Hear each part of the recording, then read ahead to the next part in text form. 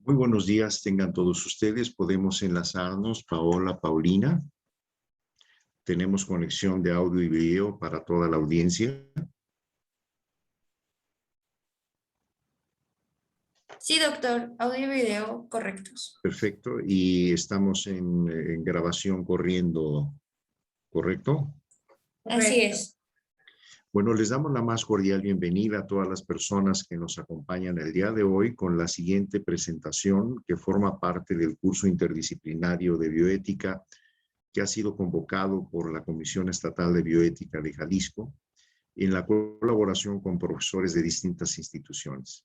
Hasta el día de hoy llevamos la parte intermedia del curso en donde hemos hablado sobre los orígenes de la conducta ética y hemos distinguido sobre la relevancia que tiene los aspectos evolutivos, incluso biológicos, para el comportamiento moral. Posteriormente se analizó la perspectiva filosófica por el doctor Alberto Cuauhtémoc Mayorga Madrigal, referente a algunos aspectos filosóficos y de las corrientes del pensamiento que dieron lugar entonces al surgimiento de la ética, la moral y lo que hoy denominamos la bioética como tal, desde la perspectiva fundacional de la filosofía.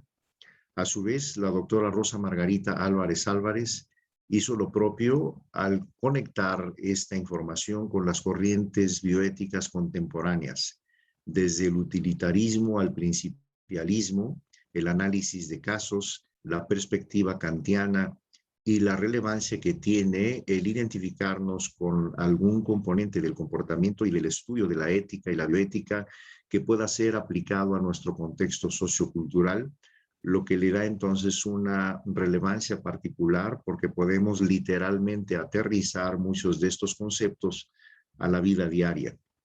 Parte del objetivo que pretende este curso no solamente es la capacitación, sino generar espacios de reflexión y de pensamiento crítico para promover la cultura bioética en la sociedad y en las comunidades.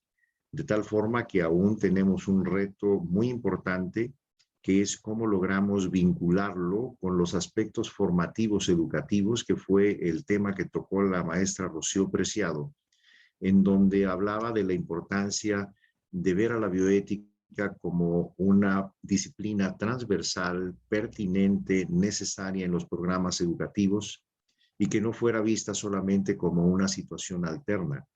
Además de que en esta vía es fundamental que lo que denominamos el currículum oculto, que son aquellas cosas no transferidas textualmente a un programa académico, sino que forman parte de los hábitos y costumbres, entre comillas, pues fueran congruentes justamente con una conducta ética. Este es uno de los enormes retos que tenemos cuando existe una disociación entre el discurso y el comportamiento de los profesionales de la salud.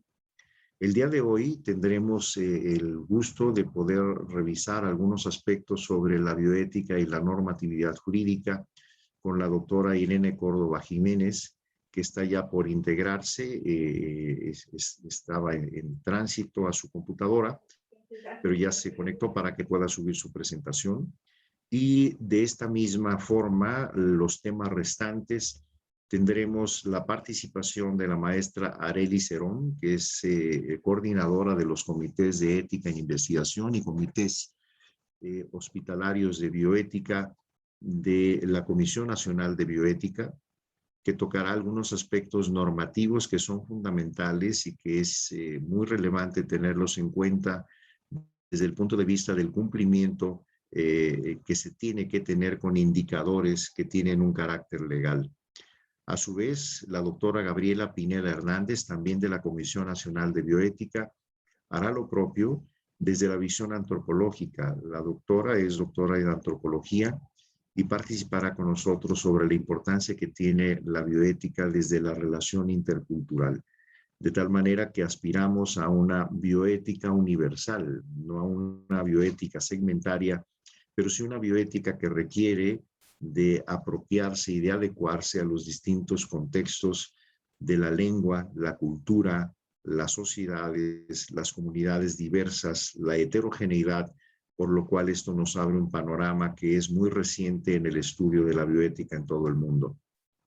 El maestro Gustavo Lais Barragán, de la Comisión Nacional de Bioética, hablará en su momento sobre la bioética y las políticas públicas. Y este es uno de las perspectivas de vinculación que siguen aún pendientes en la bioética, es decir, cómo transitar de un proceso aspiracional a una toma de decisiones que tenga una fundamentación jurídica, de tal manera que cuando logramos que esto incursiona como política pública, pues facilita mucho la toma de decisiones en lo que son los escenarios clínicos, los escenarios de generación del conocimiento, de investigación, que forman parte de nuestro quehacer cotidiano en donde aplicamos la bioética. La última sesión, que será el viernes 3 de diciembre, el doctor Samuel Wengers hará lo propio a propósito del consentimiento informado. El doctor Samuel tiene una experiencia muy amplia en este tema como presidente de los comités de ética en investigación y hospitalarios del Hospital General de México, y nos hará las aportaciones, además de análisis casuísticos que pueden ser de interés para poder aplicar estos conceptos a la bioética contemporánea. En esta misma sesión tendremos el cierre ya del curso. Les recuerdo que en esta sesión es en donde previamente ustedes ya deben haber remitido, a más tardar el viernes 3 de diciembre, su ensayo.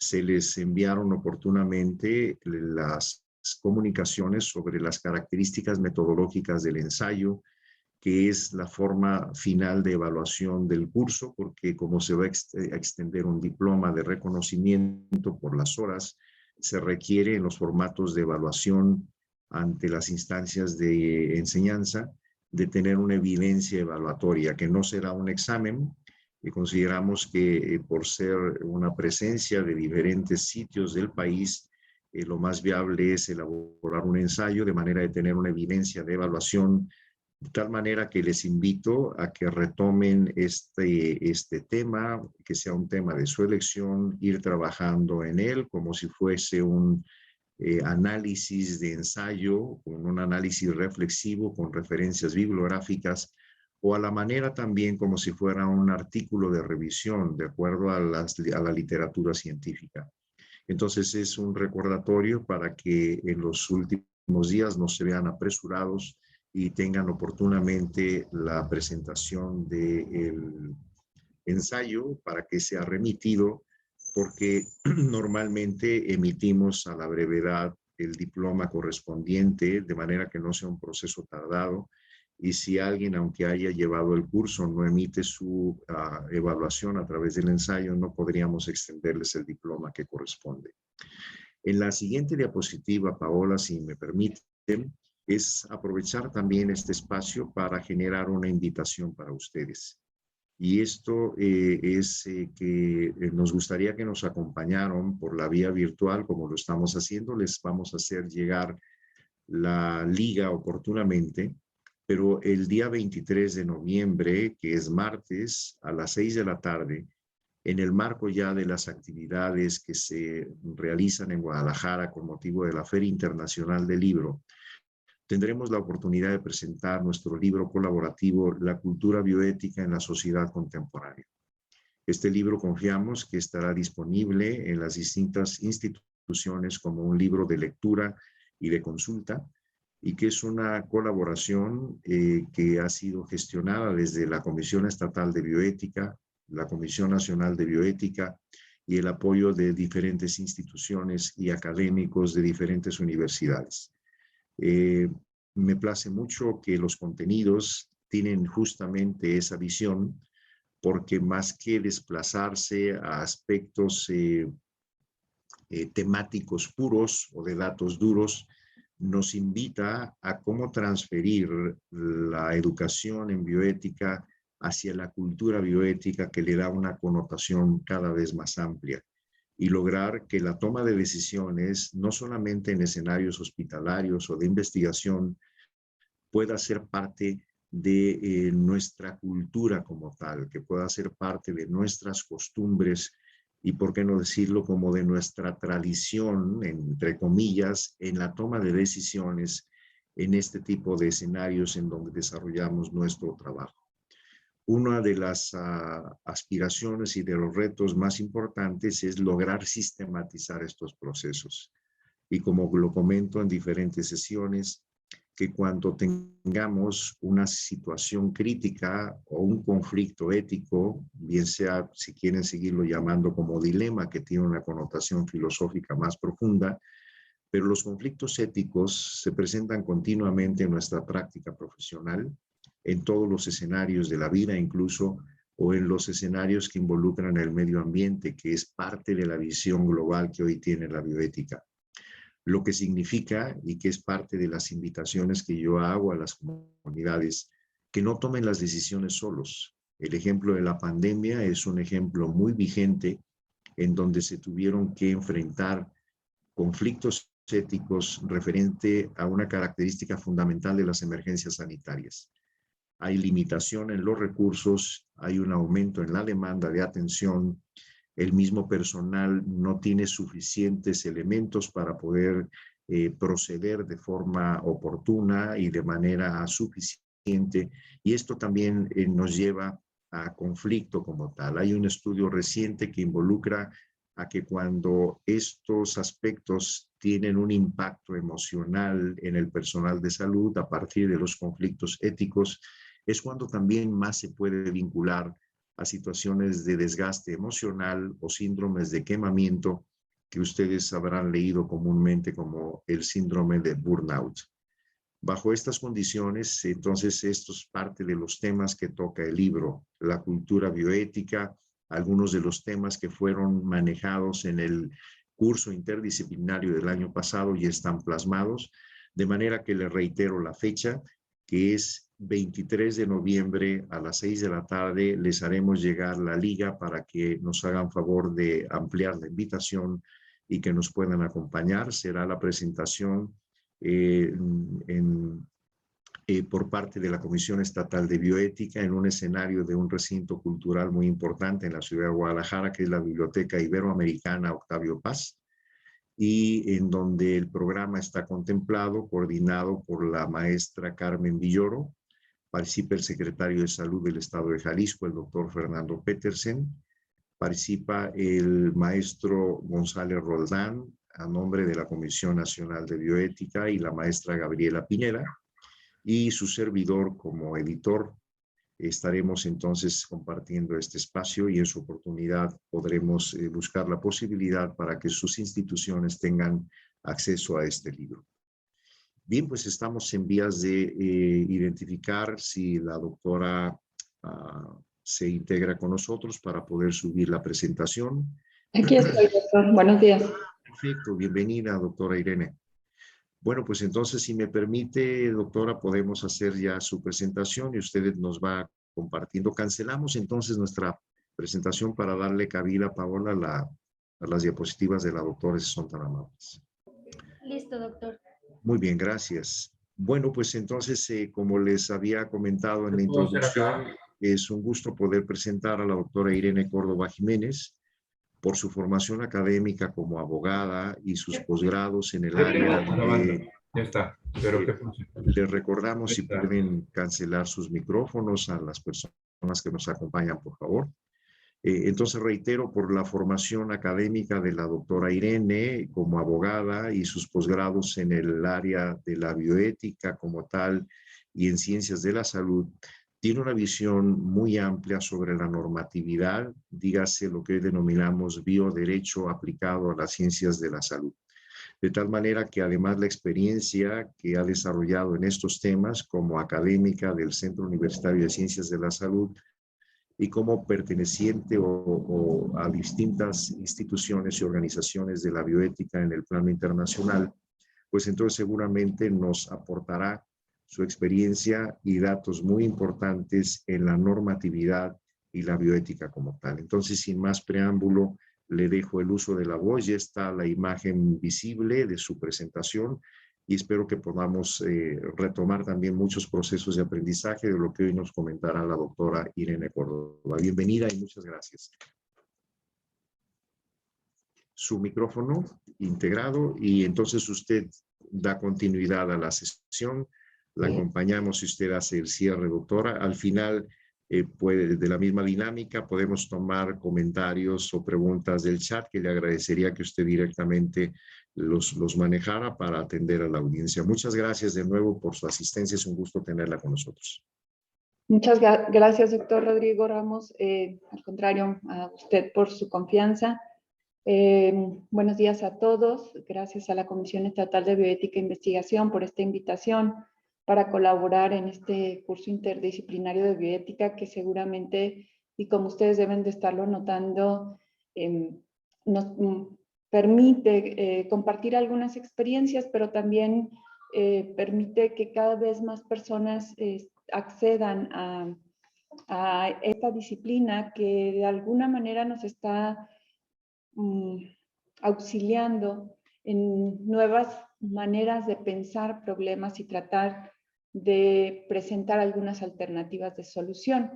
Y el derecho no es ajeno a esta actividad. De hecho, me parece que últimamente, en las últimas fechas, ha dado cuenta de cómo la bioética, esta disciplina, insisto, para pensar en los problemas, ha colaborado con las instituciones judiciales para repensar algunos problemas que venían discutiéndose en nuestra sociedad y les ha dado algún tipo de solución que ha sido polémico, pero que de alguna manera busca atender a todos los derechos que se encuentran involucrados en ese problema. Así, bueno, mi idea el día de hoy es tratar de compartir con ustedes algunos conceptos que son fundamentales para entender primero el derecho y para después comprender la vinculación entre el derecho y la bioética y el cómo han estado trabajando estos de manera conjunta. Por esto, el primer tema que quisiera abordar es esta diferencia conceptual entre lo que es el derecho y lo que son los derechos, que no necesariamente implican lo mismo, ¿no? Primero, entender que conceptualizar el derecho es muy complejo, primero porque es un fenómeno omnipresente. En realidad, ustedes van a encontrar el derecho en prácticamente todo lo que observen a su alrededor. Cualquier cosa o persona que observen a su alrededor van a encontrar algún efecto del derecho sobre lo que ustedes están observando, realidades, objetos o personas. Porque todas las relaciones sociales están o pueden estar reguladas jurídicamente. Y a pesar de esta afirmación, esto no quiere decir que el derecho convierta en jurídico todo aquello que toca, solamente que pueden tener una regulación o un orden determinado frente al derecho para la regulación de estas conductas o de estas vinculaciones sociales. Por lo tanto, lo jurídico solo es un aspecto de lo social y a veces tiene más o menos relevancia. Ahora, no siempre somos conscientes de esa ubicuidad del derecho. No siempre somos conscientes de que el derecho se encuentra presente en prácticamente todo lo que podemos observar. Y de ahí valdría la pena hacernos estas preguntas y no sé si cada uno de ustedes pudiera ir pensando en posibles respuestas, aunque no tengamos oportunidad de compartirlas. La primera es, ¿por qué existe el derecho? La segunda es, si está bien que exista el derecho. La tercera, que me parece todavía más relevante, es si nuestras sociedades son mejores o no por el hecho de estar organizadas jurídicamente. Que esta pregunta no es similar a mayor normas, mejor sociedad, porque esto evidentemente no es así. Pero sí podríamos preguntarnos qué pasaría si nuestras sociedades no estuvieran organizadas jurídicamente. Y bueno, me parece que es importante identificar la historia de la construcción del derecho que prácticamente existe desde el momento en que más de dos personas tienen que ponerse de acuerdo para para una actividad en específica o para la convivencia cotidiana. Pese a no existir la formalidad del derecho, ya existía lo que podemos identificar como determinadas reglas de convivencia. Ahora hay una gran cantidad de definiciones. Yo les decía que en este momento es muy difícil definir el derecho. Todo el tiempo ha sido muy difícil definir el derecho, pero podríamos pensar al derecho primero como una técnica, también lo podríamos pensar como una herramienta y también lo podríamos pensar como una forma de referirse a determinadas entidades que se encuentran detrás de las palabras.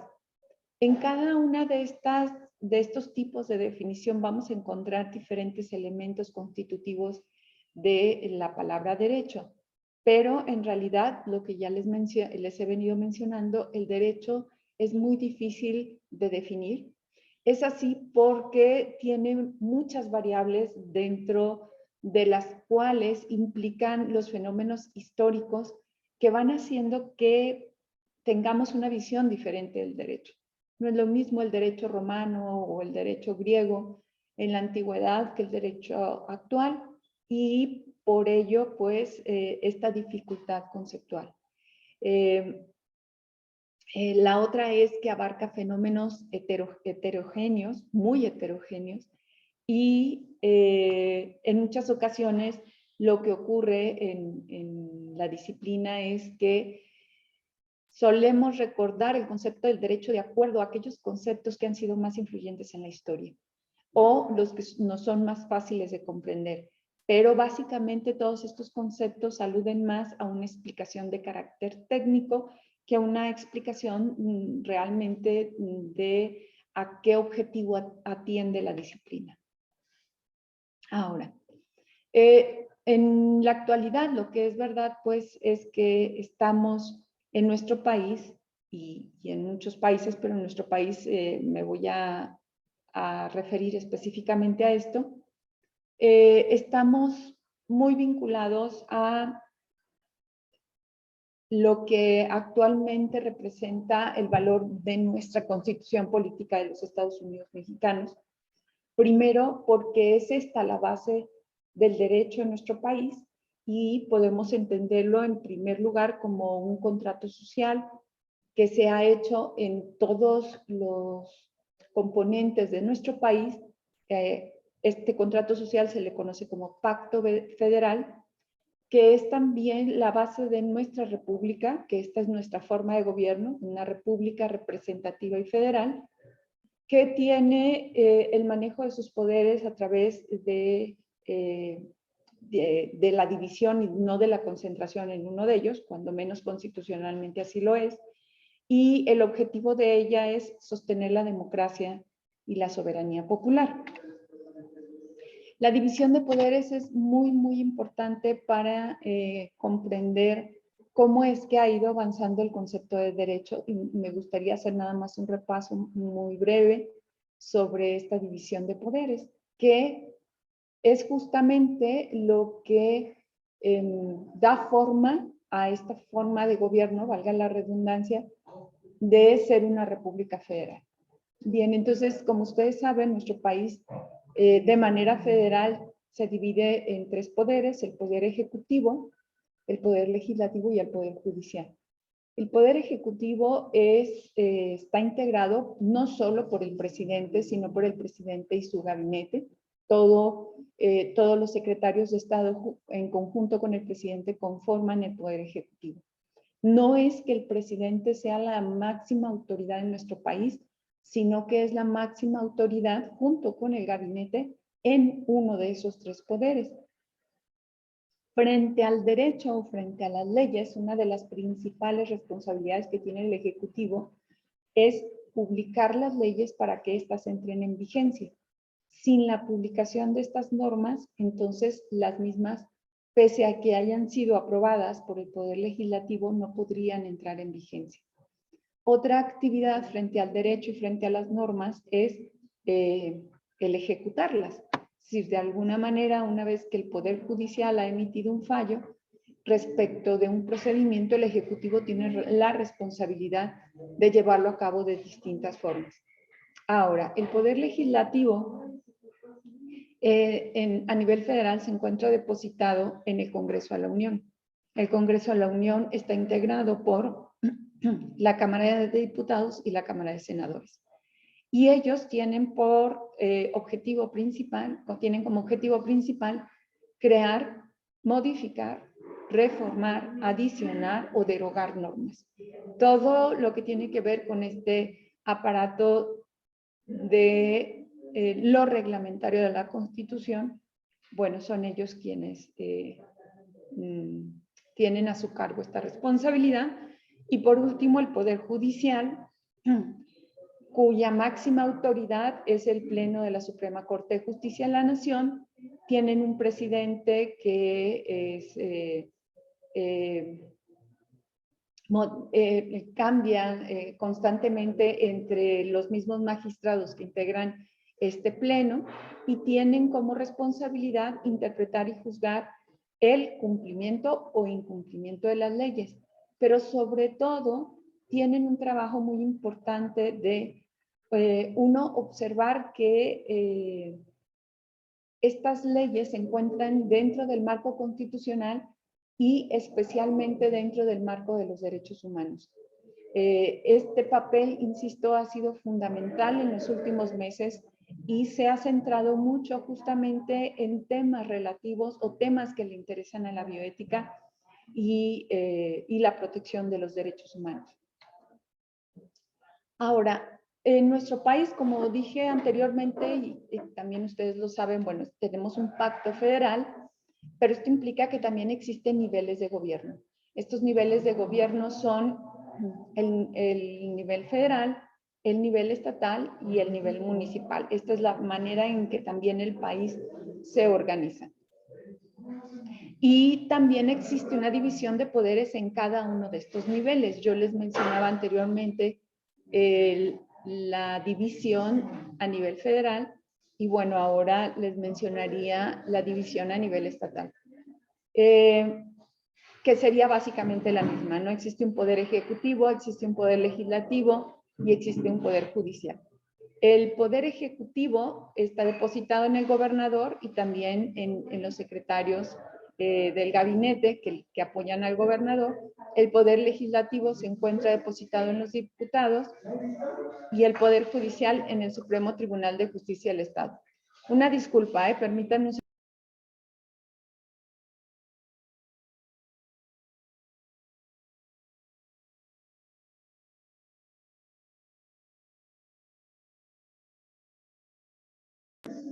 Una disculpa. El poder legislativo, que recae en el caso de los estados en una sola entidad, que sería la Cámara de Diputados, y el poder judicial, que tiene su máxima autoridad en el Supremo Tribunal de Justicia del Estado. A nivel municipal pasa más o menos lo mismo. Existe esta, digamos, división de poderes, pero por supuesto sus atribuciones atienden más a este campo de competencia que es lo municipal. Por lo tanto, digamos, hay una especie de doble función del Ejecutivo con lo que haría las veces del Legislativo, que es el cabildo, que a su vez algunos integrantes del cabildo forman parte de las acciones sustantivas que corresponden a la presidencia municipal. Ahora, más o menos entendido este panorama de la división de poderes, me gustaría explicar respecto de las normas qué atribución tiene cada uno de estos poderes, ¿no? Pensemos que en el Congreso de la Unión, es decir, Cámara de Diputados y Cámara de Senadores, quien tiene a su cargo en este caso, las modificaciones, reformas o derogaciones constitucionales de la Constitución Federal es el Congreso de la Unión, es decir, nuevamente diputados y senadores, es decir, le corresponde al Poder Legislativo Federal.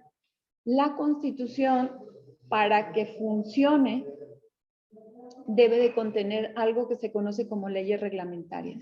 En este caso, en el ámbito de la salud, la ley reglamentaria del artículo 4º constitucional y más especialmente del párrafo 4º constitucional es la Ley General de Salud. La Ley General de Salud es una norma de orden federal que corresponde también al Congreso de la Unión su modificación, adición, reforma o derogación. En estas, acá en la Constitución aparece el derecho humano. En la norma reglamentaria se establece qué incluye este derecho humano. Y en los reglamentos de cómo operar esta Ley General de Salud, que hasta este momento, cuando menos en el orden federal, hay aproximadamente 7 reglamentos de la Ley General, ya no le corresponde al Congreso de la Unión la emisión de estos reglamentos, sino a la Secretaría de Salud. ¿Por qué? O sea, al Poder Legislativo. ¿Por qué le corresponde a la Secretaría de Salud la elaboración de estos reglamentos? Porque son ellos los expertos que han de decir cómo se operan estas normas reglamentarias. Esa es un poco la idea. Perdón por el ruido, pero estoy en la oficina. Ahora, la Constitución, y voy a explicar un momento más de dónde proviene toda esta idea. La Constitución se ha centrado a partir del año 2011 en los derechos humanos. Los derechos humanos se han convertido en el elemento indispensable del derecho en México y esto realmente ha sido un cambio trascendente. Puede en este momento no entenderse la relevancia de ello, pero en un momento más se los explico. Y como ustedes saben también, los derechos humanos han tenido o han ido construyéndose o explicándose o reconociéndose a partir de un devenir histórico. Y así podemos identificar los derechos humanos de primera generación, los derechos humanos de segunda generación, los derechos humanos de tercera generación, y actualmente que nos encontramos en los derechos humanos de cuarta generación, y que estos han estado como clasificados, ¿no? Los de primera generación serían los derechos civiles o individuales, los de segunda generación, los derechos económicos y sociales, los de tercera generación, los derechos de solidaridad, los de cuarta generación, derechos sobre desarrollo tecnológico. Y si ustedes se fijan, aquí podemos observar algunas de las formas en que denominamos a cada uno de ellos. Y estos, los últimos, los de los derechos sobre el desarrollo tecnológico, tienen mucho que ver, a su vez, con estos derechos de segunda generación, por ejemplo, los derechos a la salud. Estaríamos muy relacionados con esto. Básicamente con todos, pues, pero que no perdamos de vista que de alguna manera, para que existan algunos de estos derechos, tienen que existir estos y están íntimamente vinculados a la vez con estos y a la vez con los de cuarta generación. Entonces, cuando hablamos de los derechos, estamos hablando de un concepto muy distinto al del derecho. Cuando hablamos de los derechos humanos, estamos hablando de elementos que de repente no comprendemos porque decimos, nunca vamos a alcanzar ese derecho. Por ejemplo, el derecho humano a la salud universal, de calidad, no solamente la comprensión de la salud biológica, sino la emocional y la social, etc. Pero es importante que los entendamos como aspiracionales porque la idea es que siempre nos encontremos trabajando para alcanzar algo que como una característica de los derechos humanos que tiene que ver con la progresividad de los mismos, que también ya mencionaré en un momento más. Y lo que también debemos de entender es que son un mínimo ético innegociable. Pero aún así me parece que si yo preguntara en este momento qué son los derechos humanos, no sé si todos tendrían la posibilidad de comprender qué es lo que son estos derechos humanos. Me parece que el siguiente video es un video que nos puede ayudar a comprender este concepto. Y permítanme ponerlo.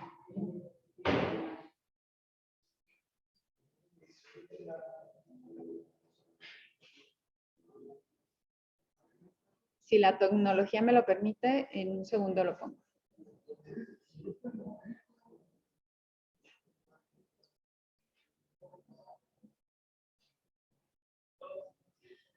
Voy a buscar los audífonos mientras pasa el video. Gracias por la sugerencia.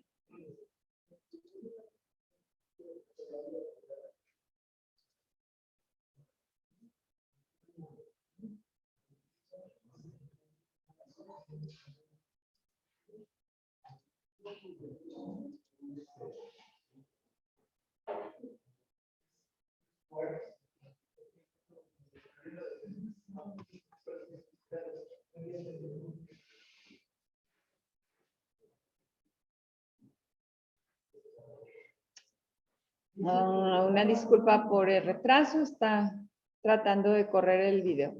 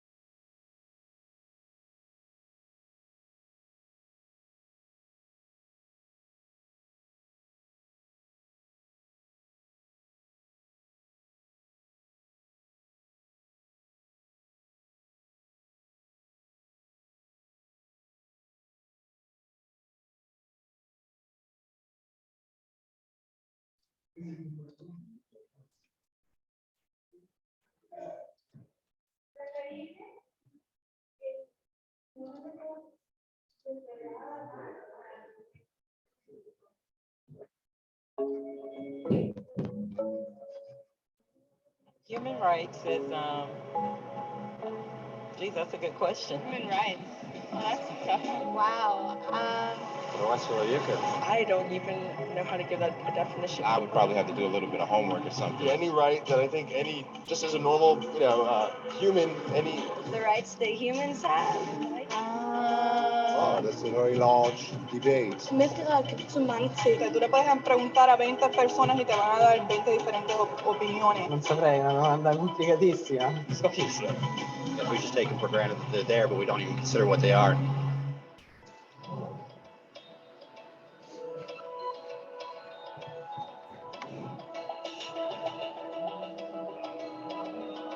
Los derechos humanos son los derechos que simplemente tienes por el hecho de ser humano. Es la forma en que instintivamente esperas que se te trate y el trato que mereces como persona, como el derecho a vivir en libertad, a expresar tus pensamientos y a ser tratado con igualdad. Hay muchos tipos de derechos. La mayoría es aplicable a ciertos grupos. Pero los derechos humanos son los únicos que corresponden absolutamente a todos, en todas partes. Significa niños, personas mayores, gente pobre, basquetbolistas, recolectores de basura, cantantes de rap, maestros africanos, indios, albanos, cristianos, musulmanes, cabalistas, ateos, tu mamá, tu papá, el vecino y tú mismo. Todos tienen exactamente los mismos derechos humanos. En otras palabras, son universales. Pero la pregunta sigue en pie. ¿Qué son? Name the human rights? What the human rights are? The right to live, equality between all peoples. Right to religion, the right to... Is there supposed to be a list somewhere I should be aware of? De acuerdo con las Naciones Unidas, hay un total de 30 derechos humanos que generalmente se agrupan y sencillamente se llaman derechos humanos. Todos ellos se enumeran en la Declaración Universal de Derechos Humanos, que es el documento más ampliamente aceptado sobre el tema. Pero fue hace mucho tiempo cuando surgieron. Al principio no había derechos humanos. Si estabas con el grupo correcto, estabas seguro. Si no, bueno, no lo estabas. Pero entonces un personaje llamado Ciro el Grande decidió cambiar todo eso. Después de conquistar Babilonia, hizo algo completamente revolucionario. Anunció que todos los esclavos eran libres. También dijo que la gente tenía la libertad de escoger su religión sin importar de qué grupo formara parte. Documentaron sus palabras en una lápida de barro conocida como el cilindro de Ciro. Y así nacieron los derechos humanos. La idea se extendió rápidamente a Grecia, la India y finalmente a Roma. Se dieron cuenta que las personas siguen naturalmente ciertas leyes, aun si no se les pedía. Llamaron a esto ley natural, pero siguió siendo pisoteada por los que tenían el poder. No fue sino hasta 1000 años después, en Inglaterra, donde finalmente lograron que el rey aceptara que nadie podía invalidar los derechos de las personas, ni siquiera el rey. Los derechos de las personas fueron finalmente reconocidos y ahora estaban protegidos de quienes estaban en el poder, hasta cierto punto. Aún se necesitó que un grupo de rebeldes británicos declararan su independencia antes de que el rey aceptara que todos los hombres fueron creados iguales.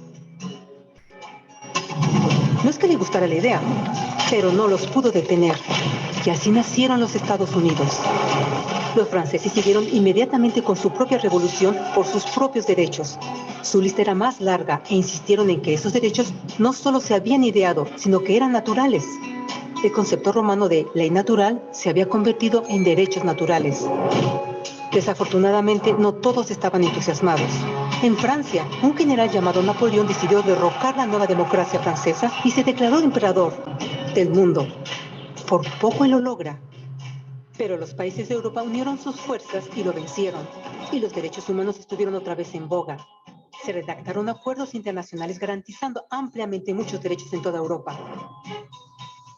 Pero solo en Europa.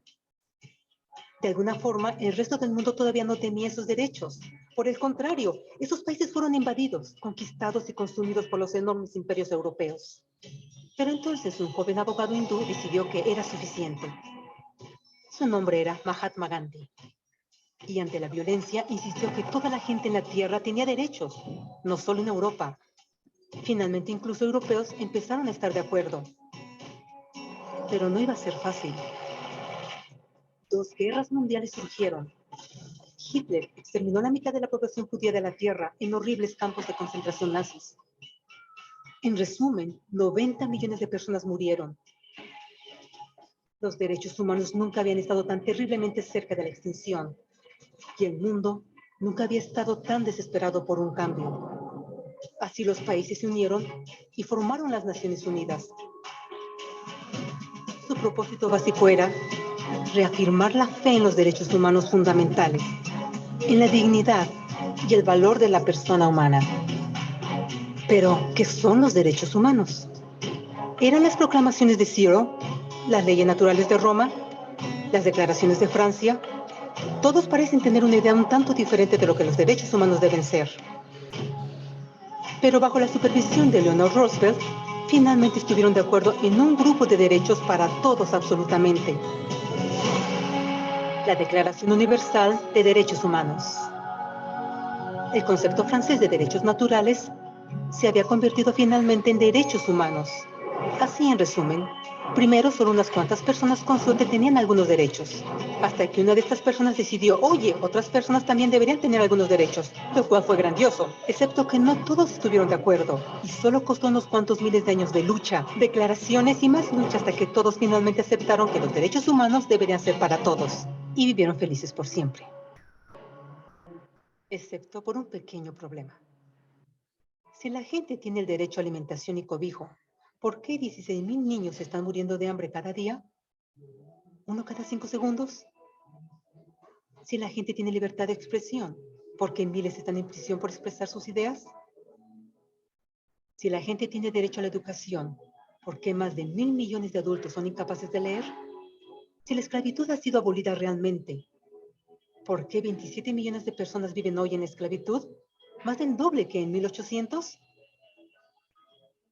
El hecho es que cuando se firmó la Declaración Universal de Derechos Humanos, no tenía la fuerza de la ley. Era opcional. Y a pesar de muchísimos documentos, convenciones, tratados y leyes, no eran más que palabras en papel. Así que la cuestión es, ¿quién hará que esas palabras sean una realidad?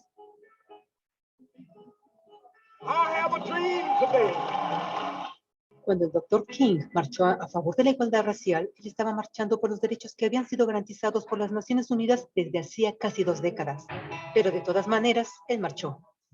Cuando Nelson Mandela defendió la justicia social en los años 90, su país había acordado ya abolir tal discriminación de casi 40 años.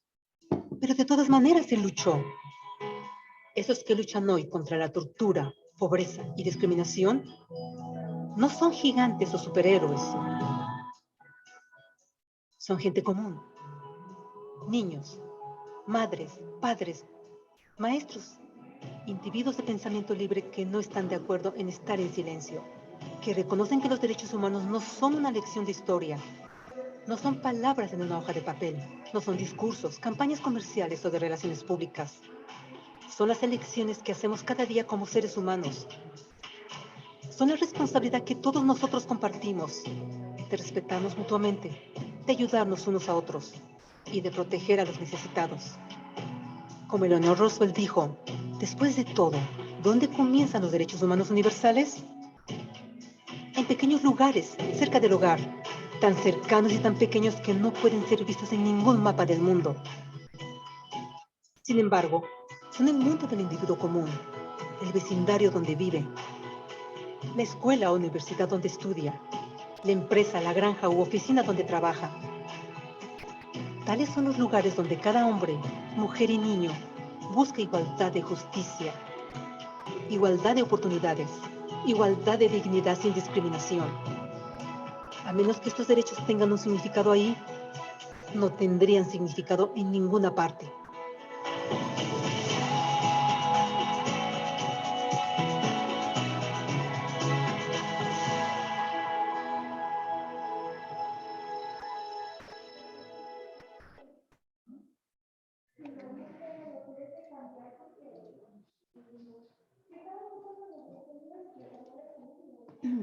Bien, en un momento les paso el vínculo del video. Como me comentaban, una disculpa, no pude conseguir audífonos.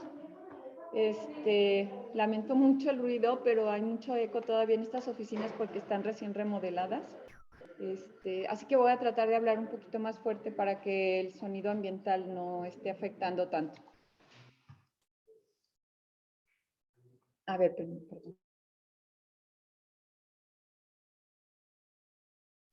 Bien, creo que ya voy a conseguir audífonos.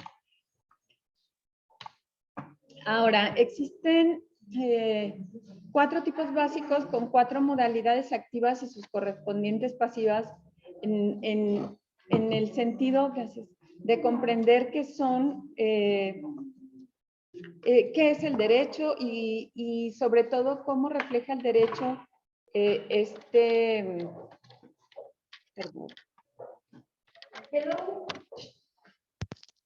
¿Cómo refleja el derecho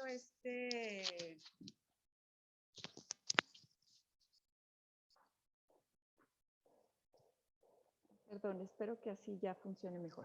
¿Y cómo funciona el derecho frente a los derechos humanos, no? Primero, esta comprensión del derecho subjetivo en un sentido estricto y la libertad como uno de los derechos humanos, que sería la construcción de normas regulativas o deontológicas que suponen que en el otro polo de la relación alguien tiene un deber.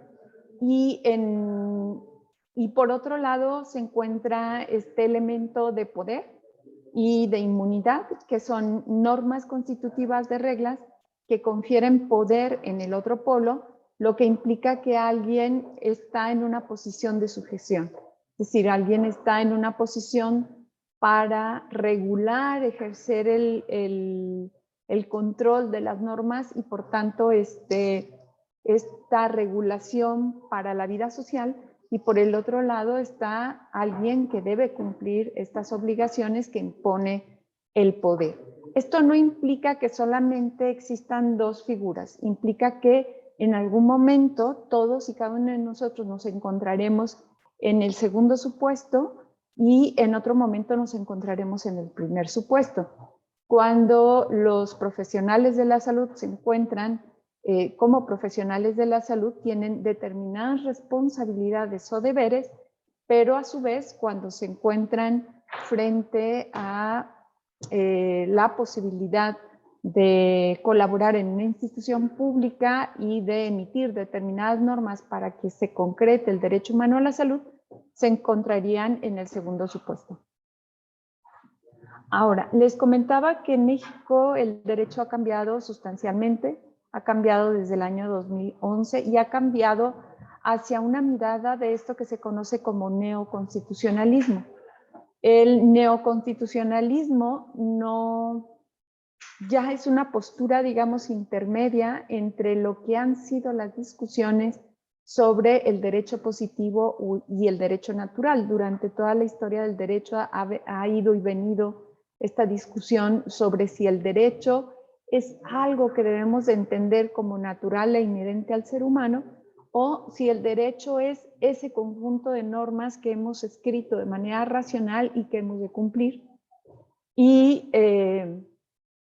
digamos que ahora se encuentra en esta posición como intermedia.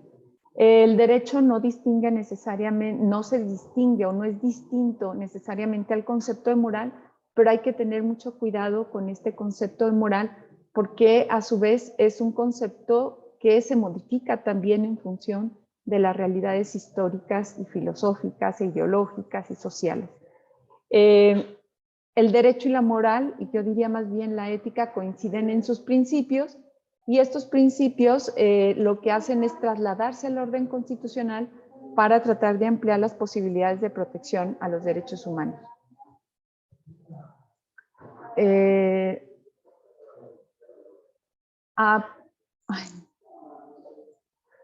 Ahora, este concepto nuevo de constitucionalismo ha sido definida como una expresión dinámica de la historia, de la cultura, que sí tiene como componentes normas que eran como, las normas son como la base del derecho positivo, pero estas normas ahora tienen que entenderse con base en los principios, pero también con base en los hechos sociales y con conductas individuales que constituyen una práctica social y los valores que fundamentan y orientan las normas y las conductas humanas. Pensemos en las resoluciones de la Suprema Corte de Justicia de la Nación que se han dado en las últimas semanas, en los últimos meses. Creo que la más representativa de esta definición sería la relativa al aborto y el cómo ya hay una reflexión que tiene que ver más con no el cumplimiento estricto de una norma, sino cómo incluso la redacción de una norma puede atentar contra los derechos de las personas. Y entonces la Suprema Corte de Justicia toma una decisión con base en el derecho humano y no con base en el texto de la Constitución. Ahora, si ustedes se fijan, este concepto es muy amplio y estos elementos que mencioné anteriormente tienen que ser reconocidos como derechos entre las personas, entre todos nosotros y entre las autoridades, para que en ocasiones, y solo en ocasiones, se impongan coactivamente las normas. Y en este caso, el derecho lo que requiere son procedimientos argumentativos en los que participen todos los agentes jurídicos que tienen relación con un problema concreto. Una es para la resolución de conflictos y la otra es para poder proponer cambios. Y estos argumentos que se tienen que vertir para la modificación, la adecuación, digamos, la aspiración a un derecho más moderno es que podamos justificar racionalmente las decisiones que tomamos, porque el objetivo es promover, expandir y garantizar todos los derechos humanos que actualmente son reconocidos. Entonces, el neoconstitucionalismo se opone al Estado legislativo del derecho, es decir, a un positivismo exacerbado, en un positivismo en donde solamente las leyes son las que tenemos que cumplir y por tanto nos tenemos que apegar 100% a la legalidad. Se concentra en una nueva visión del derecho y corresponde a la supremacía de la Constitución, pero especialmente a la de los principios y los derechos humanos. Ahora, digamos, toda esta visión del neoconstitucionalismo se encuentra reflejado en los principios que nuestra Constitución ha establecido. Es decir, la Constitución ya no va a ser entendida de acuerdo a su contenido literal o a la literalidad de la norma, sino a la comprensión de qué son estos principios, cómo han de entenderse, pero sobre todo cómo han de aplicarse. De tal suerte, en el año 2011, en junio del 2011, el Congreso de la Unión modifica el capítulo primero y el artículo primero de nuestra Constitución. Si ustedes recuerdan, el capítulo primero de la Constitución se llamaba de los derechos individuales, de las garantías individuales, perdón. Y esto implicaba que la Constitución entonces solamente podía garantizar aquellos derechos que se encontraban establecidos en la Constitución. Un primer elemento importante de modificación fue este. Ahora se denomina al capítulo de los derechos humanos y de sus garantías. Las garantías son estas estrategias que permiten hacer cumplir los derechos de las personas. Y pensemos, una de esas garantías es el juicio de amparo. Y trato de revisar rápidamente el artículo primero constitucional. El primero es, en los Estados Unidos mexicanos, todas las personas gozarán de los derechos humanos reconocidos en esta Constitución y en los tratados internacionales de los que el Estado mexicano sea parte, así como de las garantías para su protección, cuyo objetivo no podrá restringirse ni suspenderse, salvo en los casos y las condiciones que esta Constitución establece. El primer párrafo del artículo primero constitucional deja muy claro que en este país todas las personas gozarán de los derechos humanos. No dice todas las mujeres, todos los hombres, no dice todos los ciudadanos, no dice todas las mujeres y los hombres, dice todas las personas. Y en segundo lugar dice reconocidos en esta Constitución, pero también en los tratados internacionales de los que el Estado mexicano sea parte. Este elemento de los tratados internacionales es indispensable porque lo que hace el legislativo en esta parte es ampliar las posibilidades de comprensión de los derechos humanos e incorporar al orden constitucional todo el contenido de estos tratados internacionales. Estos tratados internacionales ustedes los pueden encontrar enlistados en la página de la Suprema Corte de Justicia de la Nación, y cada vez que ustedes vean una resolución de la Corte, también van a ver referidos el contenido de estos tratados y las sentencias de la Corte Interamericana de Derechos Humanos. ¿Por qué? Porque ahora ya se suman para hacer una constitución más amplia, aunque tengamos que remitirnos directamente a estos instrumentos. Bien, ahora voy hacia estos principios a los que me refería anteriormente. Primero, el primer principio que establece este artículo primero constitucional es el que se conoce como el principio pro dominio, es decir, el principio pro persona. Y dice, las normas relativas a los derechos humanos se interpretarán de conformidad con de esta Constitución y con los tratados internacionales de la materia, favoreciendo en todo tiempo a las personas la protección más amplia. Esto de favoreciendo en todo tiempo a las personas la protección más amplia implica que las resoluciones judiciales tendrán que pensarse en función de la necesidad de la persona que demanda el derecho humano. Eso implica entonces ese principio pro dominio. Y los otros tres principios que establece el artículo primero constitucional tienen fines de interpretación al igual que el principio pro homine y sirven para la promoción, el respeto, la protección y la garantía de los derechos humanos de conformidad con los principios y estos son los principios: universalidad, interdependencia, indivisibilidad y progresividad. Y si estos son los principios con los cuales se ha de interpretar los derechos humanos, entonces el Estado debe de prevenir, investigar, sancionar y reparar las violaciones a todos los derechos humanos en los términos de esta ley. Voy a brincarme el siguiente texto porque además ahora ha sido ampliado hace 2 años. Hay algunos párrafos adicionales, pero quiero explicar de mejor manera estos principios.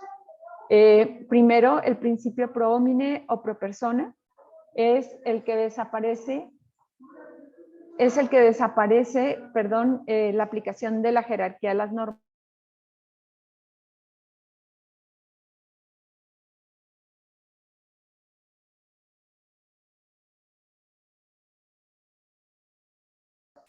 Perdón, el principio pro homine o pro persona son aquellos, es aquel que desaparece lo que durante muchos años de derecho positivo en México había prevalecido, que era la idea de la jerarquía de las normas.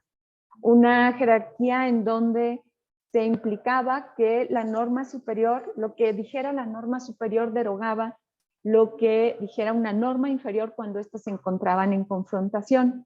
Ahora no, ahora en caso de antinomias, los conflictos se resuelven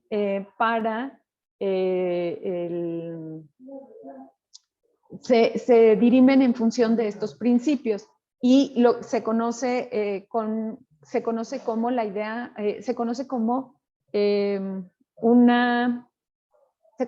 ponderación, la estrategia a través de la cual se dirimen los conflictos. Los principios de interdependencia e indivisibilidad es algo que en algunas corrientes de la bioética, no en todas, pero en una gran mayoría de ellas, especialmente el principialismo, se conoce como el principio prima facie. En el caso de la Constitución, esto tiene que ver con estos 2 principios. Estos 2 principios quieren decir que para poder disfrutar de un derecho, de un grupo de derechos, es indispensable la existencia y el respeto de otros derechos. Por ejemplo, no podemos entender el derecho a la salud si no tenemos garantizado el derecho a la alimentación, a la vivienda y al trabajo en condiciones adecuadas. Y para esto también necesitamos entender que si existe la interdependencia, entonces no puede haber una jerarquía de derechos, no puede haber una categorización de derechos. En nuestro medio y sobre todo en el medio de la salud es muy común escuchar que el derecho más importante es el derecho a la vida. Sin embargo, de acuerdo con estos principios constitucionales y a partir del año 2011, esto ya no es así. El derecho a la vida por sí mismo o el que una persona tenga vida, aunque no tenga el resto de los derechos, no sería aceptable legalmente, ¿no? No sería aceptable o no debería de ser aceptable porque la idea en este momento sería entender que todos los derechos, y eso es lo que implica el principio prima facie, son igualmente importantes e igualmente defendibles. Ahora, el principio de progresividad y universalidad están relacionados primero con que los derechos humanos tienen que ser reconocidos en nuestras normas, en nuestro aparato legal, para todos, y son una exigencia moral, pero también son una exigencia aspiracional, en tanto el principio de progresividad, porque la progresividad lo que hace es hacernos desear que una vez que hemos alcanzado un nivel de un derecho, necesitamos seguir trabajando políticamente, jurídicamente, socialmente, para que un derecho alcance un mejor nivel de la salud, un mejor nivel del derecho. Cuando retrocedemos en este derecho, estamos afectando el principio de progresividad. Así pues, en tanto estos 4 principios, cuando un Estado protege un derecho sobre otro derecho o sobre una categoría de esos derechos, está actuando indebidamente, porque los estados no están autorizados a privilegiar un derecho sobre otro derecho.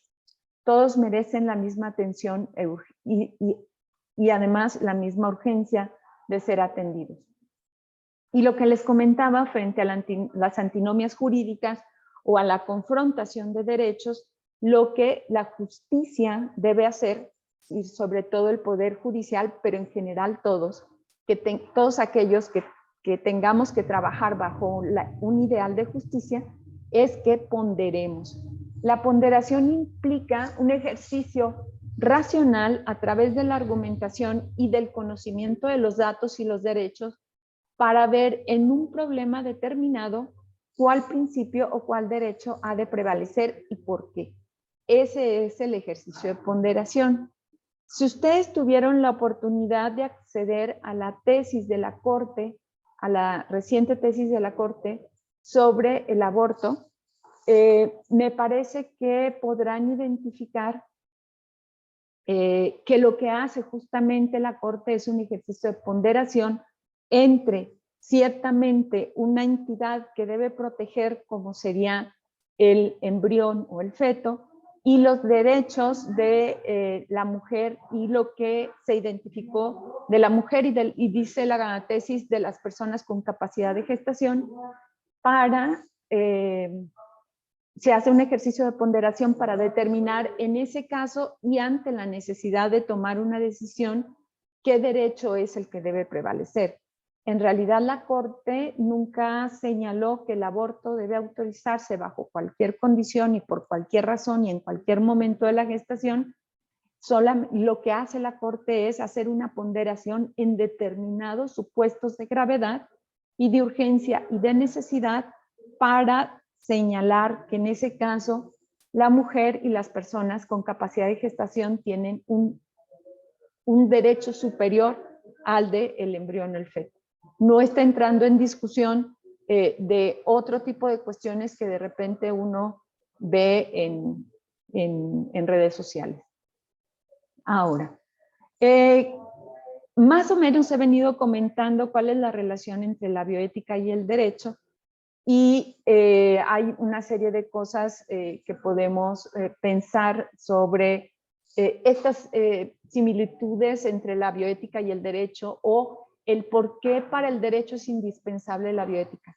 Insisto, revisar estas tesis de la Corte que se han emitido en los últimos meses, pensemos también la tesis sobre la objeción de conciencia y otras muchas tesis que se han emitido. Podríamos pensar entonces en ejemplos como los que nos presentan el doctor García Camino y el doctor Robert Hall, dos académicos de la Universidad de Querétaro, que hacen una encuesta a médicos para poder identificar si los médicos saben exactamente qué es legal y qué no es legal. Este texto de García Camino y Robert Hall está publicado en la revista del Observatorio de Ética y Derechos Humanos de la Universidad de Barcelona. Está relacionado con las decisiones al final de la vida y los pacientes en situación terminal. Ellos concluyen que los médicos no saben qué es legal, no saben exactamente qué es legal y qué no es legal en materia de enfermedades terminales y decisiones al final de la vida y cuidados paliativos. Y entonces ellos dicen, bueno, si los médicos no saben exactamente qué es legal y qué no es legal, ¿cómo es que les dicen a los pacientes cuáles son sus opciones? Si no conocen cuáles son esas opciones, ¿cómo es que se las ofrecen? Y si los pacientes no están informados sobre estas opciones a las cuales sí tendrían derecho, ¿cómo se puede considerar que su consentimiento o rechazo al tratamiento es una decisión informada? Esto me parece que es muy importante reflexionarlo, ¿no? Pregunta María Guadalupe Alvarado, entonces el principio de igualdad y no discriminación ya no tiene un fundamento jurídico, ya que se pondera el derecho a la vida en beneficio de la persona que quiere abortar. Me parece que al final me gustaría hacer una reflexión más amplia porque creo que la primera pregunta no está relacionada con la conclusión. El principio de igualdad, que en este caso sería un derecho a la igualdad y a la no discriminación, está presente en todo momento. En este momento, la resolución de la Corte no está discriminando ni al feto ni al embrión, pero tampoco está discriminando a la mujer, que es lo que históricamente se venía haciendo. Y no es que una persona quiera abortar, por eso hablé de los supuestos en los que la Corte se posicionó, sino que se está hablando de un estado de necesidad, no de un estado de voluntad. Creo que también eso hace una enorme diferencia, pero en un momento más voy a tratar de ampliar esta explicación y darles la referencia donde pueden ir directamente a la lectura de esta resolución, y me parece que que leer de manera directa puede aclarar muchas dudas que se tienen al respecto de la resolución de la Corte. Ahora, como ustedes saben, el actual progreso de la medicina y la biología suscita muchas esperanzas a la vez que ocasiona dilemas para el hombre común y para los especialistas, cualquier tipo de especialidad que estos tengan, ya sea de las ciencias exactas o de las ciencias sociales o de las humanidades, ¿no? Este progreso muestra una forma de medicina y de biología que es muy nueva y que implica un cambio de lo que concebíamos como lo natural, que entonces nos obliga a cuestionar todos los parámetros que hemos utilizado tradicionalmente para, por ejemplo, elaborar normas o para conducirnos frente a una profesión como es la medicina. Y esto nos ha llevado a cuestionar los fines mismos de la medicina y reflexionar sobre los cambios que se han producido, tanto para hacer notar lo valiosas que han sido estas aportaciones, tanto como para hacer notar lo compleja que es y la necesidad urgente de reflexionar sobre estos cambios. Por eso es importante que se trate de implementar en la legislación y en las normas y en las disposiciones jurídicas todas aquellas reglas del juego que son aceptables para la mayoría de los ciudadanos, no solamente para determinadas posturas de orden ideológico, que es un poco a lo que se estaba refiriendo antes de esta charla el doctor Ramos. Perdón, Guadalupe, los estaba presentando entonces como los principios de la Declaración Universal de Bioética y Derechos Humanos. Bien, los principios de la Declaración Universal de Bioética y Derechos Humanos de la UNESCO, en realidad el principio no se conoce como principio de igualdad, se conoce como el principio de igualdad, justicia y equidad, y presenta a la igualdad como el elemento más básico antes que la justicia y la equidad, que lo que buscan hacer es un equilibrio. La justicia y la equidad buscan hacer un equilibrio de estas situaciones que de por sí ya nos generan gran desigualdad. Y el de la no discriminación y el de la no estigmatización, que sería también el principio de la declaración, también lo van a ver reflejado incluso en esa tesis de la Corte a través de una serie de reflexiones y razonamientos que, insisto, en un momento más los voy a precisar. Ahora, lo que tendríamos que preguntarnos frente al derecho es si hay que regular o no las posibilidades que nos brindan las tecnologías. Esa sería nuestra primera pregunta. Y si hay que regularlas, ¿en qué sentido? Y después nos podemos dar cuenta que en nuestro derecho hay una tentación muy importante hacia la prohibición.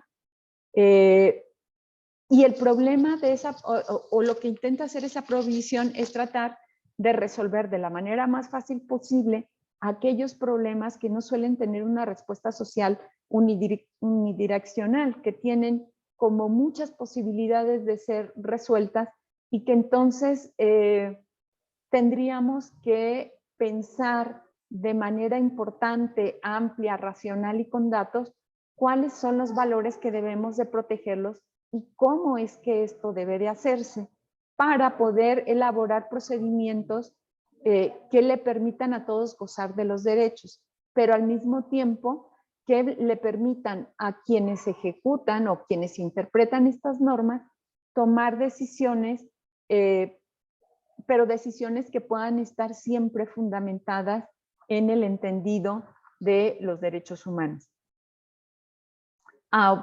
Un poquito ya para terminar, primero tendríamos que pensar en el mundo de la bioética que no podemos confundir el derecho con la ética, porque muchas de nuestras normas son injustas, están mal escritas o quedaron rezagadas en las necesidades actuales y sociales por la época en la que fueron escritos. No todo lo que aparece además en el marco legal es ético, ni todo lo ético va a estar en el derecho. Hay muchas cuestiones de carácter ético que el trabajo del pensamiento y de los ejercicios racionales tendrían que decirnos que está bien hacer, aunque una norma nos prohíba hacerlo. Y esto no debería de preocuparnos mucho porque así en nuestro país, con un amplio listado de normas, una gran cantidad de normas, pues generalmente siempre que existe una ley, hay una ley que la contradice, hay otra ley que la contradice. Y ahora bajo la lógica de la desaparición de la jerarquía de las leyes y también de la jerarquía de los derechos, pues es posible recurrir incluso a una ley inferior para proteger el menor derecho con la lógica de del principio pro dominio, ¿sí? Otro problema es que las leyes no pueden convertirse en instructivos sobre la técnica, es decir, en el derecho no podemos seguir estableciendo cómo debe un profesional de la salud diagnosticar una enfermedad. Y lo digo porque hay muchos elementos o disposiciones normativas, tanto en la Ley General de Salud como sus reglamentos, pero especialmente en las normas oficiales mexicanas, en donde de alguna manera a algunos médicos les están diciendo cómo diagnosticar algo. Pensemos en las disposiciones sobre muerte encefálica que se encuentran en la Ley General de Salud y que de ninguna manera debería de ser un instrumento para decirle a un médico cómo hacer su trabajo, sobre todo por cómo avanza el desarrollo científico y tecnológico y cómo las leyes no pueden avanzar al mismo ritmo. El derecho lo único que puede hacer es regular la conducta humana, pero la conducta en función de las decisiones que alguien puede tomar y no en las funciones de elementos de carácter técnico. Esto ha generado una sobreregulación y sobreregular, sobre todo en materia de biotecnología, puede convertirse en un serio problema para el avance de la ciencia. Puede producir el efecto contrario, que sería retrasar el conocimiento científico en perjuicio de las personas. Entonces, las leyes lo que deberían de hacer es tratar de regular las conductas de quienes trabajan con la ciencia para evitar daños a las estructuras vitales, daños irreversibles a las estructuras vitales y garantizar los derechos de las personas que pueden verse afectadas con las conductas de quienes trabajan en aras de la ciencia. Juridificar la bioética, es decir, todas estas ideas que surgen de las bioéticas o todas estas construcciones o razonamientos que surgen de la bioética, con base en que desconfiamos los seres humanos de los seres humanos o con base en visiones catastróficas o falacias como pendientes resbaladizas de que estamos afectando a lo natural o desafiando a lo divino, pues va a afectar los derechos humanos de determinados grupos humanos. Y la idea es tratar de juridificar lo menos posible o lo más general posible, no de manera tan específica como se encuentran algunas disposiciones, sobre todo en el ámbito de la salud, y deberíamos de estar buscando que en todos los ámbitos la justicia esté presente para el respeto de las libertades que serían el principal reto para el derecho. En esto se ha avanzado mucho a partir del año 2011 en nuestro país, en donde la justicia ya no queda segmentada o establecida o no queda centrada única y exclusivamente en la redacción del derecho o en el contenido de las normas, sino en ir más allá, que es el respeto por los derechos humanos, aunque las leyes digan lo contrario. Bueno, yo les dejo aquí mi correo electrónico por si alguna duda surgiera posteriormente a este momento para las charlas. Voy a compartirles en un momento más tanto el vínculo del video sobre la historia de los derechos humanos y la resolución de la Corte. Creo que hasta este momento solamente se encuentra el proyecto. En este momento verifico también si ya se publicó y por tanto ya hace efectos legales la resolución de la Suprema Corte de Justicia, pero vean un poco lo que explicaba en la parte inicial sobre la división de poderes, cómo en realidad lo que se busca a través de la división de poderes es hacer un equilibrio de los mismos, de manera tal que no se deposite de manera absoluta el poder en uno de ellos. Lo que hace entonces en este caso la Suprema Corte de Justicia de la Nación es tratar de restaurar el orden de los derechos humanos frente a un fenómeno que históricamente se ha venido explicando de una determinada forma y ha generado sistemáticamente daños a un determinado sector de la sociedad. En primera, si me permiten, si gustan hacer alguna otra pregunta, les comparto primero el vínculo del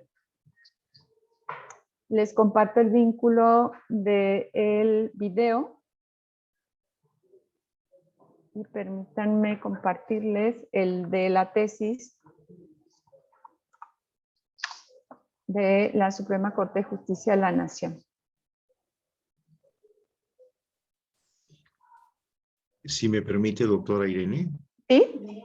De hecho, puede enviarnos la información y nosotros se la replicamos con mucho gusto a los correos de los participantes, si ¿Sí? eso le facilita la transmisión de información.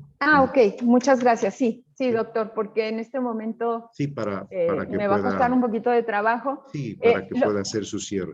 Ok, lo que sí, bueno, me gustaría Gracias. por las preguntas de María Guadalupe Alvarado Rodríguez. Bueno, no sé si han tenido oportunidad de leer esta resolución de la Corte, así como la de objeción de conciencia, pero al mismo tiempo también revisar algunas otras tesis como la que está relacionada con el consumo lúdico de la marihuana o como la que está relacionada también con la transfusión de sangre a una menor testigo de Jehová. Van a encontrar un común denominador en esta y que es justamente este ejercicio de ponderación.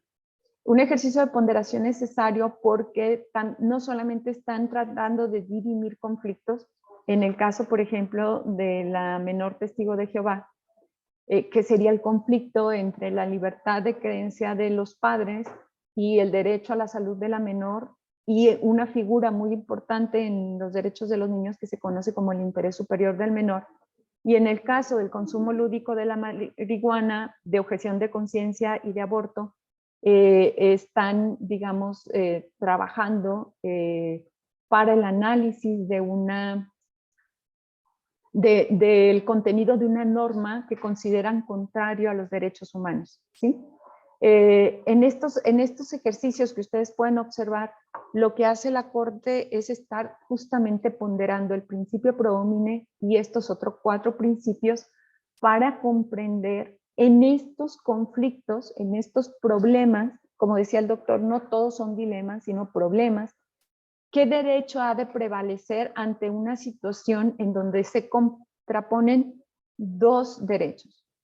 Y lo que la Corte dice, lo que la Corte dijo fue específicamente en función de una ley que se había reformado, un código penal que se había reformado en Coahuila, que tenía dos elementos problemáticos. El primero es que las mujeres podían interrumpir su embarazo por causa de violación, por causa de riesgo para su vida, por los abortos espontáneos. Esos, digamos, estos casos eran casos que la ley les llamaba como causas de inimputabilidad, que aquí además hay una connotación muy fuerte, es decir, sí están cometiendo un delito las mujeres que abortan aún para salvar su vida, pero se los vamos a perdonar.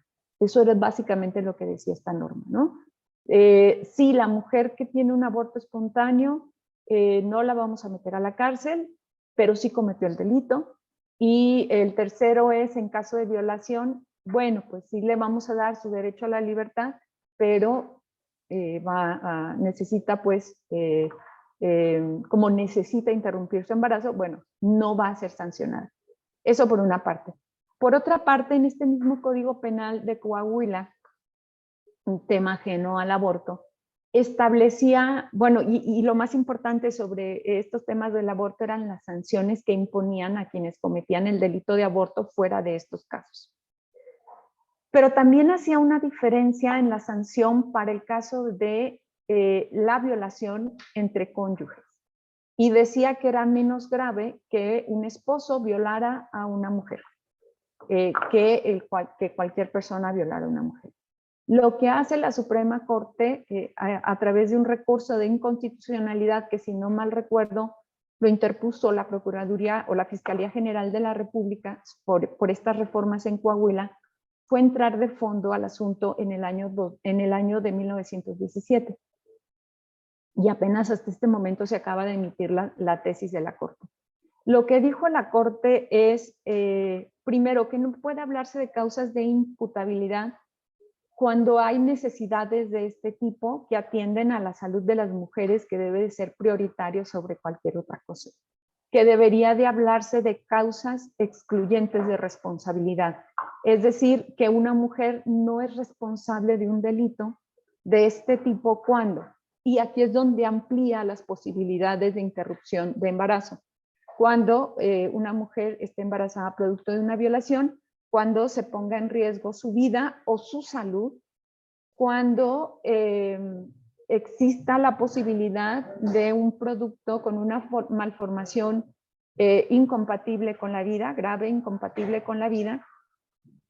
Y la última, que era equiparar justamente por el principio de igualdad o justamente por el derecho a la igualdad, era el de interrupción del embarazo hasta la semana 12 de gestación. Después de la semana 12 de gestación y no existiendo las otras causales, entonces el aborto sigue considerándose un delito.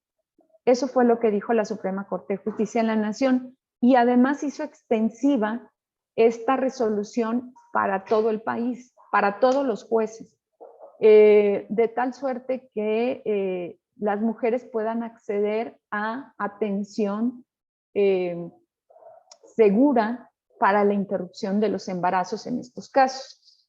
Y por supuesto declaró que no podía establecerse una pena menor en el caso de violación entre cónyuges, porque esto afectaba pues la seguridad jurídica de las mujeres.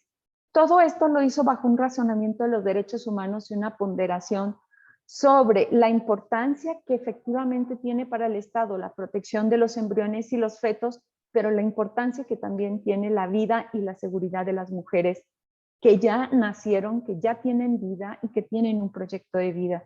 Por eso se tomó esta decisión que intenta más o menos hacer un equilibrio entre los derechos que se encuentran en protección. Ese es más o menos y en términos generales lo que dispone la tesis, y ahí se nota claramente cómo fueron emitiendo razonamientos de uno por uno respecto de los derechos que se encuentran involucrados y en juego, y por qué la ponderación de privilegiar en este caso el derecho de la mujer a ser atendida y a no ser consideradas delincuentes cuando interrumpan el embarazo en estos supuestos.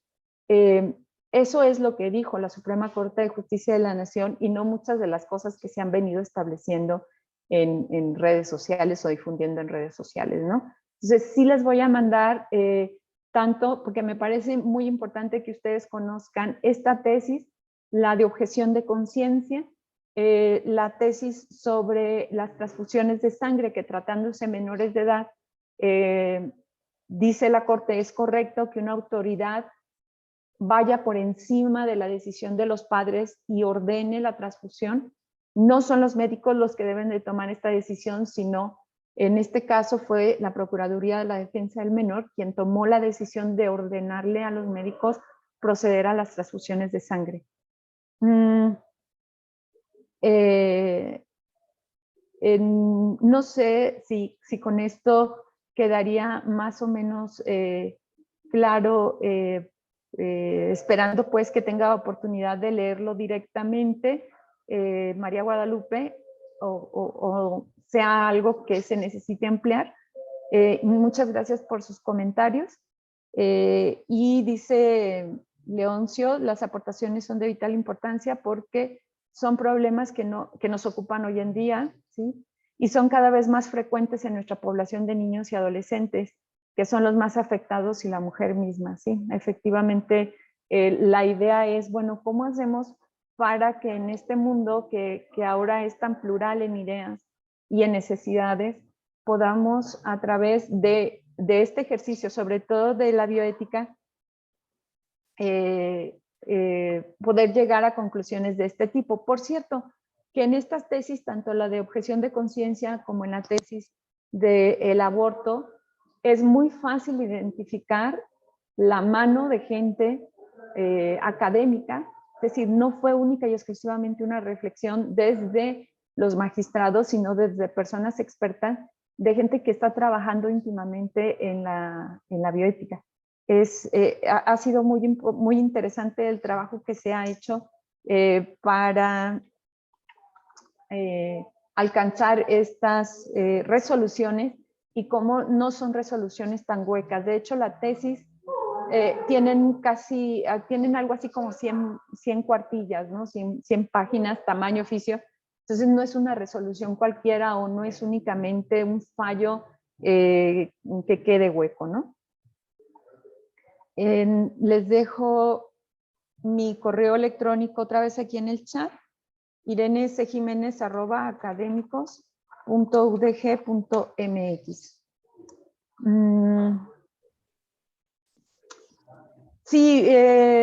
Sí, Guadalupe, la idea es, la Corte no le impone a nadie atentar contra sus creencias, contra su manera de pensar y con sus ejercicios respecto a sus proyectos de vida personales. Lo que la Corte hace es tratar de generar un equilibrio, es decir, sí acercarse más a un ideal de justicia y de equidad más que al de igualdad, frente a quienes socialmente se han visto desfavorecidos a través de los años, ¿no? Casi al mismo tiempo hay una resolución de la Corte en la que dice tenemos que insistir en que cuando nazca un bebé, las licencias no sean exclusivamente de maternidad, sino también de paternidad, ¿no? Y entonces, insisto, lo que busca hacer la Corte es tratar de generar un equilibrio entre las personas y quitarle esta carga de lo que tradicionalmente una mujer estaba obligada a hacer como responsable. Entonces, estas licencias por maternidad para la mujer que se quedara al cuidado del niño en la casa, ahora se hace extensiva como una obligación al padre. Le damos una licencia por paternidad, pero para que colabore con el cuidado de este recién nacido y no quede exclusivamente bajo la responsabilidad de una mujer. Entonces, es hacia allá, hacia dónde va. Y entonces, la ponderación no es un ejercicio solamente de lo que ideológicamente o en razón de conciencia hemos ido aprendiendo a lo largo de nuestra vida, sino también de incorporar el ejercicio racional de, por ejemplo, lo que dice la Corte en el caso de la objeción de conciencia es cuál es el objetivo de las profesiones de la salud y ¿por qué cuando una persona le requiere una atención específica para el ejercicio de su derecho a la salud, alguien ha de negarse? Ya en días pasados, la Comisión Estatal de Bioética, el Día Mundial de la Bioética, nos hizo el favor de organizar un evento muy interesante en donde el doctor Patricio Santillán Doherty discute perfectamente el tema de la objeción de conciencia y plantea una serie de preguntas muy importantes. Creo, el doctor Ramos no lo dirá, pero según tengo entendido, este evento quedó grabado y creo que está a disposición de todos. Sería muy importante que tuvieran acceso a él para que pudieran observar las reflexiones que se encuentran primero detrás de lo que nos compartió la doctora Rosa Margarita Álvarez y posteriormente el doctor Patricio Santillán Doherty. Todo esto que se está haciendo en materia de derecho se le conoce como ponderación, y específicamente en el ámbito de la salud podemos observar ese ejercicio de ponderación a través de la lógica de los derechos humanos y de la racionalidad, más que de una moralidad prevaleciente en nuestra comunidad, que no demerita o que no la hace menos, pero que lo que busca es dar beneficio a un mayor número de personas. Doctora Irene, creo que estamos en tiempo. Les agradecemos a todos la gentileza de haber participado con nosotros, especialmente a la doctora Irene Córdoba Jiménez por su generosa participación con la Comisión Estatal de Bioética, y solo nos resta darle las gracias, desearles muy buen día y nos veremos en la próxima sesión. Los documentos que remita la doctora Irene se los haremos llegar directamente a sus correos de las personas que se encuentran inscritas con mucho gusto, y lo replicaremos para todos ustedes. Muchísimas gracias y que tengan muy buen día. Gracias, doctora Irene. Hasta luego. Gracias, doctora. Hasta luego.